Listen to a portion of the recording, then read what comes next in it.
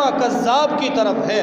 خط لکھا جس میں حضور نے ختم نبوت کو بیان کیا، اور لکھنے کے بعد فرمایا کہ میرا یہ خط کون لے کر جائے گا مسیلمہ کو دینے کے لیے۔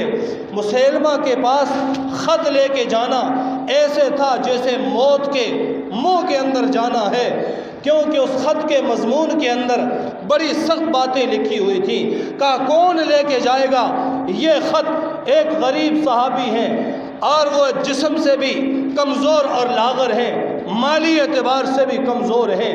وہ آتے ہیں اور آ کر کہتے ہیں یا رسول اللہ یہ خط میں لے کر مسیلمہ کذاب کے پاس جاؤں گا، خط میں اس تک پہنچاؤں گا۔ حضور صلی اللہ علیہ وسلم نے فرمایا کیا تو یہ خط پہنچا لے گا، مسیلمہ کو دے دے گا؟ کہا یا رسول اللہ آپ کا یہ غلام یہ خط مسیلمہ کو دے کر ہی آئے گا۔ حضور نے اپنی تلوار مرحمت کی، یہ میری تلوار لے لو۔ حضور نے اپنی سواری پیش کی، یہ میری سواری لے لو۔ یہ صحابی حضور کی تلوار اور سواری پر سوار ہو کر سیدھا مسیلمہ کذاب کے ہاں پہنچتا ہے۔ جب اس کے دربار میں پہنچتا ہے، صحابہ کہتے ہیں کہ یہ لاغر اور کمزور صحابی جب حضور کی تلوار لے کر نکلتا ہے تو ہم نے وہ جاہ و جلال اس غریب صحابی کی چال میں دیکھا، اس کے عزم میں دیکھا، اس کے ارادے میں دیکھا کہ اب یہ کچھ بھی کرنے پر قادر ہے۔ سیدھا مسیلمہ کذاب کے دربار میں پہنچا اور جا کر مسیلمہ کذاب نے پوچھا کون ہے، کہاں سے آیا؟ اس نے خط مسیلمہ کے سپرد کیا۔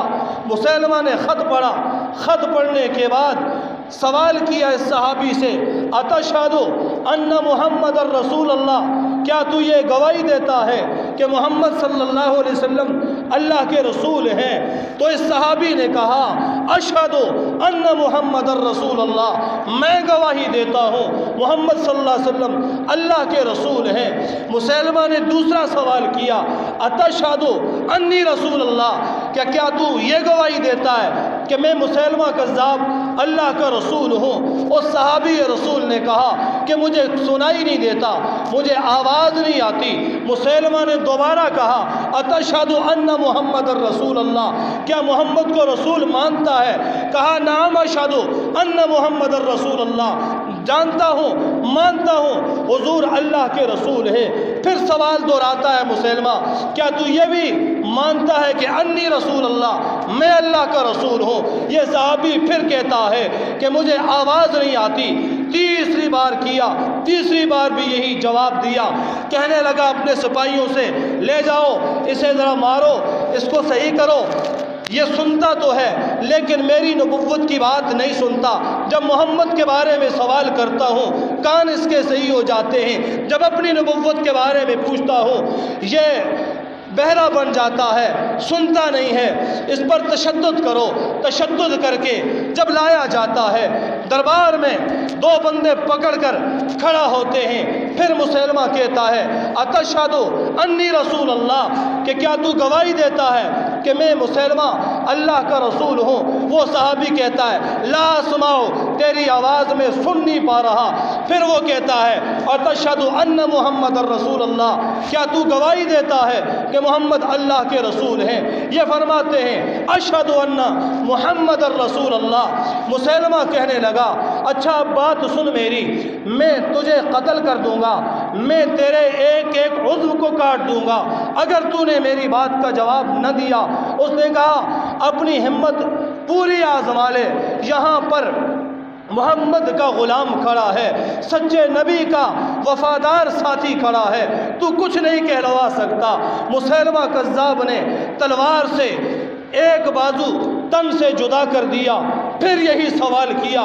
اب کے بار اس صحابی نے، اس غریب صحابی نے یہ کہا کہ میں محمد کو اللہ کا رسول مانتا ہوں، تجھ پہ لعنت بھیجتا ہوں۔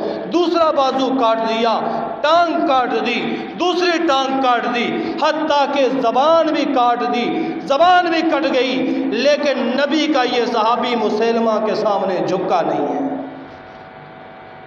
حضور صلی اللہ علیہ وسلم کو جب خبر پہنچی، صحابی کا نام ہے حبیب ابن زید رضی اللہ تعالیٰ عنہ، میرے نبی کے پاس جب خبر پہنچی میرے نبی کی آنکھیں پرنم ہو گئیں اور کہا کہ ختم نبوت کا پہلا شہید یہ حبیب ابن زید ہے۔ اور پھر اسی طرح آتے رہے فدایان ختم نبوت۔ حضور صلی اللہ علیہ وسلم رحلت فرما گئے، ابو بکر کا زمانہ آیا، شورش کا زمانہ تھا، فسادات کا زمانہ تھا، فتنے ہر طرف سے سر اٹھا رہے تھے۔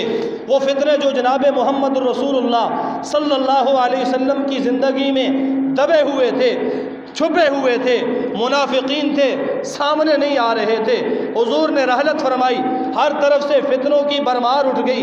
کہیں منکرین زکوٰۃ ہیں، کہیں پر یہود و نصارہ مسلمانوں کے خلاف منظم ہو رہے ہیں، اپنی صفوں سے منافق اٹھ کر کے مسلمانوں کے خلاف آوازیں کس رہے ہیں، جھوٹے مدعیان نبوت کا دعویٰ کرتے ہیں۔ سیدنا صدیق اکبر نے سب سے پہلا کام یہ کیا، اسی مسلمہ کذاب کے 40,000 کے لشکر کے خلاف خالد بن ولید رضی اللہ تعالیٰ عنہ کو لشکر دے کر بھیجا اور کہا جاؤ مسلمہ کا خاتمہ کر۔ یہ ختم نبوت انتہائی اہم مسئلہ ہے، انتہائی بنیادی مسئلہ ہے۔ میرے رب نے قرآن میں ختم نبوت کو بیان کیا، میرے نبی کے صحابہ نے ختم نبوت پر اپنی جانیں دی، جانوں کے نذرانے پیش کیے۔ ابو مسلم خولانی حضور کے زمانے کے یمن کے اندر رہتے تھے، لیکن صحابیت کا مرتبہ نہیں ملا، حضور صلی اللہ علیہ وسلم سے ملاقات نہیں ہوئی، نہیں آ سکے مدینہ۔ یمن کے اندر اسود عنسی نبوت کا دعویٰ کرتا ہے، اور ابو مسلم خولانی کو جب پتہ چلتا ہے کہ اسود عنسی نے نبوت کا دعویٰ کیا ہے، ننگی تلوار لے کر ابو مسلم خولانی سیدھے اسود عنسی کے دربار میں پہنچتے ہیں اور وہاں جا کر اس کو ڈنکے کی چوٹ پر یہ کہتے ہیں کہ سچے نبی محمد الرسول اللہ صلی اللہ علیہ وسلم ہیں، تو جھوٹا ہے، کذاب ہے، تو دجال ہے۔ اسود عنسی نے اپنے پیروکاروں سے کہا آگ جلا دو، آگ جلائی گئی، الاؤ روشن ہوا، کہا اس ابو مسلم خولانی کو اس آگ کے اندر ڈال دو، جلا دو، اسے ختم کر دو، اس کو آگ میں ڈال دیا گیا۔ مستند کتابوں کے اندر یہ واقعہ لکھا ہے، آگ کے اندر ڈال دیا گیا۔ جو ہی ابو مسلم خولانی آگ کے اندر گئے، آگ ٹھنڈی ہو گئی، آگ نے جلایا نہیں، آگ گلے گلزار بن گئی۔ درباریوں نے جب دیکھا کہ جلتے ہوئے الاؤ کے اندر ابو مسلم خولانی کو رکھا، جلا نہیں ہے، اس واقعے کی خبر باہر اگر پہنچ گئی تو لوگ ہم پر لعنت بھی بھیجیں گے، ہماری بات بھی نہیں سنیں گے۔ کہا کہ اسے شہر بدر کر دو، یمن سے نکال دو، یمن سے نکال دیا گیا۔ اب کہاں جاتے ابو مسلم خولانی؟ سیدھے چلتے چلاتے پھرتے پھراتے مدینہ میں آ گئے۔ انہیں معلوم نہیں ہے ابھی تک کہ حضور رحلت فرما گئے ہیں، حضور دنیا سے پردہ فرما گئے، حضور چلے گئے۔ سیدھے جا کر مسجد نبی میں پہنچتے ہیں، وہاں پتہ چلتا ہے حضور دنیا سے چلے گئے۔ عمر کھڑے ہیں وہاں پر، عمر نے پوچھا اے شخص تو کہاں سے آیا؟ کہا میں یمن سے آیا ہوں۔ عمر کہتے ہیں کہ یمن میں ابو مسلم خولانی کو تو جانتا ہے، واقعے کی خبر پھیل چکی تھی کہ جس کو آگ نے نہیں جلایا، تیرا نام کیا ہے؟ اس نے کہا میرا نام ابو عبداللہ ہے۔ کہا کہ اس آدمی کو جانتا ہے؟